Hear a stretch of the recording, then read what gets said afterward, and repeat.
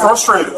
I'm a doctor. I work here. I'm literally wearing my hospital ID. Buddy, at this point I don't care. You are coming with me. It's because I'm black? That's why you don't care to even check my badge? Maybe. Go ahead and slowly turn around and put your hands behind your back. So you're arresting a doctor in his own workplace without confirming anything? If you keep talking, I'll add resistance. Officer Rebecca Stanton had 6 years with the Seattle Police Department, but only 3 of those years on active patrol duty. She was known for what colleagues called hypervigilance in hospital settings, particularly responding to calls involving theft or impersonation. One Wednesday evening at Harborview Medical Center, her inability to see past racial bias would cost the city $2.4 million and destroy her career in law enforcement. A black man in his late 30s, Dr. Andre Bennett, was simply walking through the hospital corridor toward the emergency department where he worked. He was wearing navy blue scrubs, a white coat with his name embroidered on it, and his hospital identification badge clipped visibly to his chest. No crime, no emergency, no suspicious behavior. Just a doctor heading to his shift. But Officer Stanton saw him and made an instant judgment rooted in prejudice. She believed a black man in medical attire must be impersonating a doctor. That false assumption triggered a confrontation that would include a physical detention in front of patients and staff, a humiliating perp walk through the hospital, and a federal lawsuit that would expose how racial bias operates even in professional settings with clear identification. Before we continue, where are you watching from? If this is your first time here, please hit that subscribe button. Stories like these need to be shared, and your support helps us bring more truth to light. Harborview Medical Center, a major medical center in the heart of the city, where hundreds of staff members move through corridors 24 hours a day, where white coats and scrubs are the uniform, where identification badges are mandatory and visible. It was 6:45 on a Wednesday evening. The shift change was underway. The hallways were busy, with nurses, doctors, technicians, and support staff moving between departments. Dr. Andre Bennett had been an attending emergency medicine physician at Harborview Medical Center for 9 years. 9 years treating everything from cardiac arrests to trauma cases. He'd supervised residents. He'd published research on emergency protocols. He'd been nominated twice for the hospital's Excellence in Patient Care Award. His colleagues trusted him. His patients praised him. His supervisors considered him one of their most reliable physicians. But that evening, he wasn't thinking about accolades or recognition. He was thinking about the backlog of patients waiting in the ER, the 2 critical cases that had come in during the afternoon, and whether he'd have time to grab coffee before the night got too hectic. Andre had parked in the staff garage, walked through the Skybridge connector, and was making his way down the main corridor toward the emergency department. He wore his standard work attire, navy scrubs, white coat, stethoscope around his neck, his hospital ID badge clipped prominently to his chest, showing his photo, name, and department clearly. Emergency medicine, attending physician. He nodded at nurses he recognized. He waved at a resident he'd mentored. He was exactly where he belonged, doing exactly what he did every shift. But to Officer Rebecca Stanton, none of that registered. Rebecca Stanton had joined the Seattle Police Department 6 years earlier after working 3 years as a private security guard. Her academy instructors noted her eagerness, but also her tendency to escalate minor situations. She'd spent her first 3 years with the department in community liaison roles and administrative assignments, work that kept her away from street patrol while supervisors evaluated her judgment. When she finally moved to patrol, her performance reviews were mixed. She was diligent, thorough, but also quick to assume the worst. In 3 years on patrol, Stanton had generated 7 complaints. 5 of them involved people of color stopped or detained in professional settings where they clearly belonged. A black attorney detained at the courthouse accused of trying to sneak into a restricted area despite wearing a bar association badge. A Latino chef questioned at his own restaurant after a customer assumed he was a delivery person. An Asian doctor stopped in a hospital parking garage and asked to prove he had authorization to park there. A black businesswoman detained at an office building accused of trespassing despite having a key card and company ID. Every complaint had been reviewed. Every complaint had been closed with familiar language. Officer acted within discretion. Insufficient evidence of bias. Recommend additional training on cultural competency. Stanton attended the trainings. She checked the boxes, she sat through the workshops, and then she continued seeing criminality in professional spaces, continued questioning credentials that should have been sufficient, continued assuming that people of color in positions of authority must be lying. That Wednesday evening, Stanton was assigned to a hospital patrol detail. Seattle General had been experiencing issues with theft, unauthorized individuals in restricted areas, and occasional disturbances in the emergency department. The hospital had contracted with the police department for additional presence during evening shifts. Stanton had been walking through the main corridor when a nurse, a young white woman named Brittany Matthews, mentioned to her that she'd seen someone she didn't recognize near the medication storage area earlier. "Did they have ID?" Stanton asked. "I think so," Brittany said, "but I wasn't sure. He looked like he might be new." "What did he look like?" Black guy, scrubs. I don't know, maybe I'm being paranoid. Better safe than sorry, Stanton said. I'll keep an eye out. And there it was, the seed planted, the suspicion activated. When Stanton saw Andre walking down the corridor moments later, her mind filled in the rest. Black man, scrubs, might be impersonating staff, could be stealing medication, need to investigate. Never mind that Andre's ID was visible. Never mind that he was clearly comfortable in the space, greeting staff, moving with the confidence of someone who belonged. Never mind that dozens of other staff members were walking the same corridors in similar attire without being questioned. Stanton saw what she'd been conditioned to see, a black man who needed to be verified. She walked quickly to catch up with him. Do you think hospitals need specific protocols to prevent staff from being racially profiled by security? Drop your answer below. Andre was almost to the emergency department entrance when he heard footsteps behind him and a voice calling out, "Sir, excuse me, sir." He turned, assuming someone needed medical help. He saw the police officer and his mind immediately shifted to professional mode. "What's the emergency?" he asked. Stanton approached, her hand resting near her duty belt. "I need to see some identification." Andre's eyebrows rose slightly. He'd been through versions of this before, usually in parking lots or elevators, but never in the hospital corridor during a shift. He gestured to his chest where his badge was prominently displayed. "My hospital ID is right here," he said. "Dr. Andre Bennett, emergency medicine." Stanton barely glanced at it. "I need to see a driver's license or state ID." Andre felt the familiar weight of frustration. "Can I ask what this is about? I'm heading to my shift. We've had reports of unauthorized individuals in the hospital. I need to verify who you are." Andre's patience was wearing thin. He pulled out his wallet slowly, extracted his driver's license and medical license, and held them out. "Here, driver's license, medical license, hospital ID badge. All with my name and photo. Now can I go do my job?" Stanton took them, examined them with clear skepticism, then looked back at him. These could be fake. Andre stared at her in disbelief. "Fake? You think someone created fake medical licenses and hospital IDs just to walk around in scrubs?" People impersonate medical staff all the time. Not with 3 forms of identification, they don't. Andre gestured around the hallway. "Ask anyone here. Ask the nurses. Ask security. I've worked here for 9 years." Stanton's expression didn't change. "That doesn't matter. You're coming with me to verify this." Andre's voice rose slightly, frustration breaking through. "I'm a doctor. I work here. I'm literally wearing my hospital ID." Stanton's tone turned cold, dismissive. "Buddy, at this point, I don't care. You are coming with me."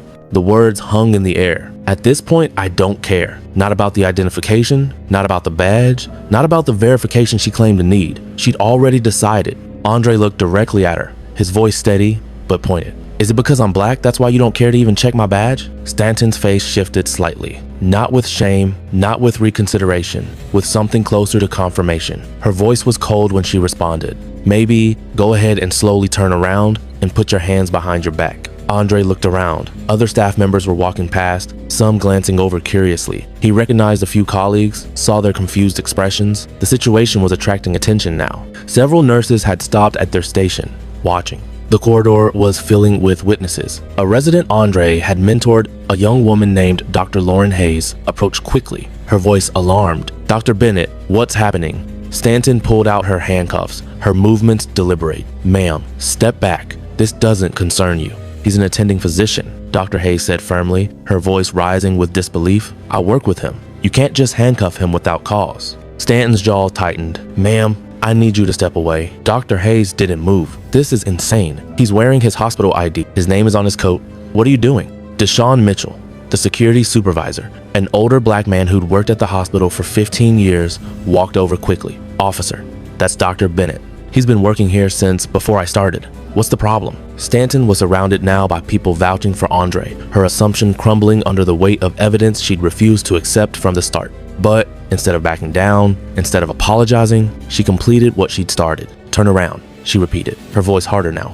The corridor went silent. Nurses stopped mid-stride. Other doctors paused their conversations. Everyone watched as Officer Rebecca Stanton approached Dr. Andre Bennett with handcuffs. Andre looked at the faces around him, his colleagues, his staff, people he worked with every day, now watching him be treated like a criminal based on nothing but Officer Stanton's admission. She'd said maybe it was because he was black, and she was handcuffing him anyway. He thought about his patients in the emergency department, wondering where their doctor was. He thought about the medical students who looked up to him, now seeing him humiliated. He thought about his parents who'd pushed him through medical school, who'd celebrated when he got this position. And he thought about every time he'd had to prove he belonged, every time his credentials weren't enough, every time his skin color erased his achievements. "I'm complying under protest. Andre said clearly, his voice carrying down the corridor. "I am Dr. Andre Bennett, attending physician, emergency medicine. This is my workplace. This officer just admitted race is a factor in my detention, and everyone here is a witness." He turned around slowly. The handcuffs clicked shut. A nurse started crying. Dr. Hayes pulled out her phone and started recording. Deshaun Mitchell, the security supervisor, immediately radioed for the hospital administrator on duty. Stanton walked Andre down the corridor toward the security office, one hand on his arm, his hands cuffed behind his back. They passed patients in the waiting area, they passed visitors, they passed staff members who stopped and stared in shock. "Dr. Webb," a patient called out, an elderly man Andre had treated the week before. "What's happening?" Andre couldn't answer. His throat was too tight with rage and humiliation. By the time they reached the security office, the hospital administrator, Patricia Morales, was already there, her face pale with fury. She took one look at Andre in handcuffs and turned on Stanton. "What the hell do you think you're doing?" "That's Dr. Webb, one of our attending physicians," Stanton stammered. "I was verifying his identity. There was a report of unauthorized individuals." "A report? From whom? And even if there was, he's wearing hospital ID. His colleagues vouched for him. On what grounds did you handcuff him?" "He was uncooperative. I was protecting my dignity," Andre said quietly. "I was refusing to be humiliated for doing my job." Morales pointed at Stanton. "Take those handcuffs off right now." Stanton hesitated, then unlocked the cuffs. Andre rubbed his wrists, his jaw clenched. "Dr. Webb," Morales said, her voice shaking slightly, "I am so deeply sorry. This should never have happened. We will be filing a formal complaint with the police department immediately." Andre nodded but didn't speak. He was trying to process the violation, the anger, the sheer absurdity of being arrested for being black in his own hospital. A police supervisor arrived within minutes, Lieutenant Vincent DeLuca, who'd worked with the hospital for years and knew the staff. He listened to Morales' account, watched the video Dr. Hayes had recorded, and spoke briefly with the witnesses still gathered in the corridor. Then he turned to Stanton, his face stone cold. "You detained a physician in his workplace while he was wearing full identification, with multiple witnesses confirming his identity." Stanton's voice was small. "I was investigating a report." "What report?" "Show me the incident number. Show me the dispatch record." "There was no formal report," Stanton admitted. "A nurse mentioned seeing someone she didn't recognize." DeLuca closed his eyes briefly, visibly struggling with his anger. "You arrested a doctor because a nurse mentioned seeing someone she didn't recognize. Not someone stealing, not someone threatening, someone she didn't recognize. Do you understand what you've done?" Stanton didn't answer. DeLuca turned to Andre. "Dr. Webb, you have my sincere apology. This was completely unacceptable. You'll have access to all reports, video footage, and body camera recordings. And I can tell you right now, Officer Stanton will not be working in this hospital or any other again." He turned back to Stanton. "Give me your badge and weapon. You're done for the night." Stanton handed them over, her hands trembling. Should officers face immediate suspension after detaining any professional in their workplace without cause? Let me know what you think. By the next morning, the story had spread through the entire hospital. By noon, it had reached the local news. By evening, it was national. Video from Dr. Hayes' phone showed the entire encounter. Andre being questioned despite clear identification. Colleagues vouching for him, Stanton handcuffing him anyway. The perp walked through the hospital corridor. Black doctor handcuffed at his own hospital, physician detained while heading to ER shift, Seattle cop arrests doctor despite hospital ID and witness confirmation. The Seattle Police Department issued an immediate statement condemning the detention.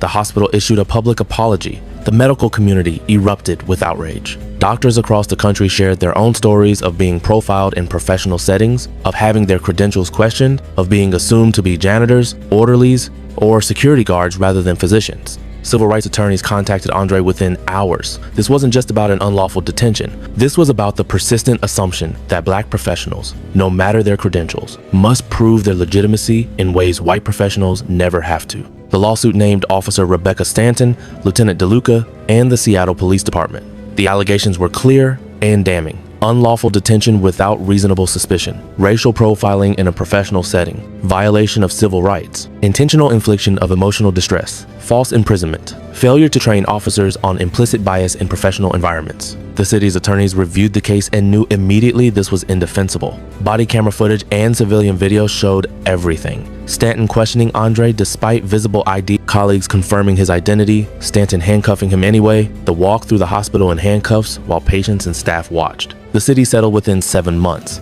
$2.4 million.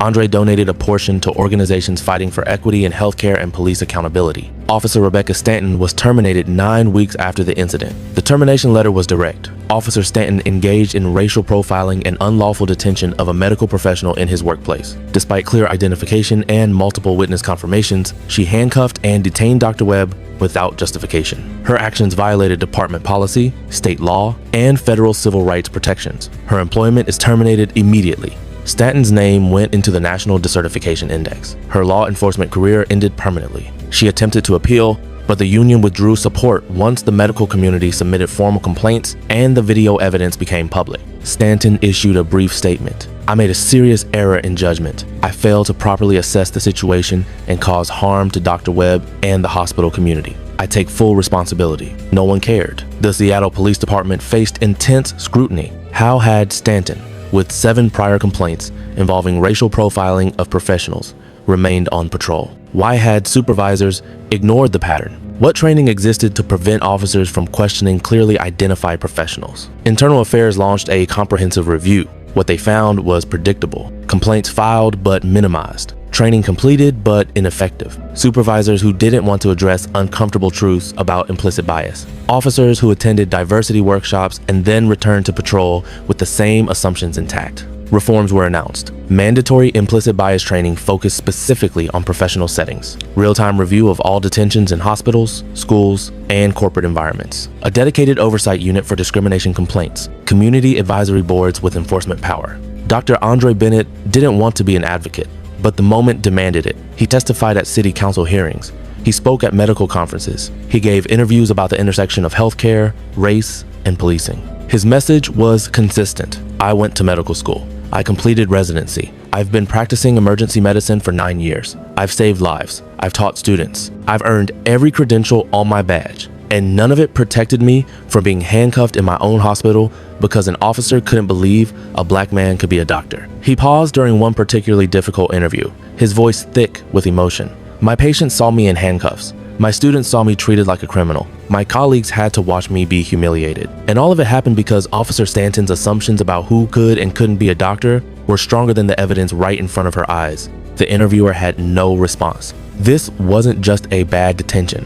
This was a stark illustration of how racial bias operates even when credentials are clear, even when identification is visible, even when multiple witnesses confirm identity. Officer Rebecca Stanton didn't see a doctor. She saw a black man in a professional space and assumed he must be lying, must be impersonating, must be criminal. She couldn't imagine that a black man could be an attending physician. She couldn't imagine that his presence in a white coat was legitimate. She couldn't imagine that her mental image of what a doctor looks like might be shaped by racism rather than reality. Her bias was so embedded that she ignored hospital ID, dismissed colleague confirmation, and handcuffed a physician in front of patients, all because her assumptions were more powerful than facts. Systemic racism in policing extends into every space, including hospitals where credentials should be unquestionable. It's the assumption that black professionals must be questioned. It's the refusal to accept achievement when it doesn't match stereotypes. It's the weaponization of police authority to enforce who belongs in positions of respect and who doesn't. Rebecca Stanton's career is over.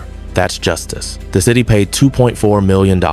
That's accountability. But money and terminations don't undo the trauma. They don't erase the memory of being handcuffed at work. They don't restore the respect that was violated in front of colleagues and patients. The real question is, what changes now? Do departments finally understand that racial profiling happens in boardrooms and hospitals, not just on streets? Do they finally train officers to recognize that credentials are credentials regardless of who holds them? Do they finally accept that questioning clearly identified professionals isn't vigilance, it's discrimination? Because if we don't fix the system that put Rebecca Stanton in a hospital with 7 complaints and no accountability, if we don't address the bias that taught her to see impersonation instead of achievement, then we're just waiting for the next officer, the next victim, the next doctor who has to prove he belongs in his own workplace. Comment if this should be mandatory. Any detention of a credentialed professional in their workplace triggers automatic review and suspension pending investigation. And if you believe these stories matter, if you think professionals of color deserve to work without being treated as suspects, then hit that subscribe button, because we're gonna keep exposing these patterns. We're gonna keep demanding change. We're gonna keep fighting for people who've earned their positions and shouldn't have to prove it to biased officers. This isn't just about one officer or one doctor. It's about all of us and the assumptions we're willing to challenge or the biases we're willing to enforce.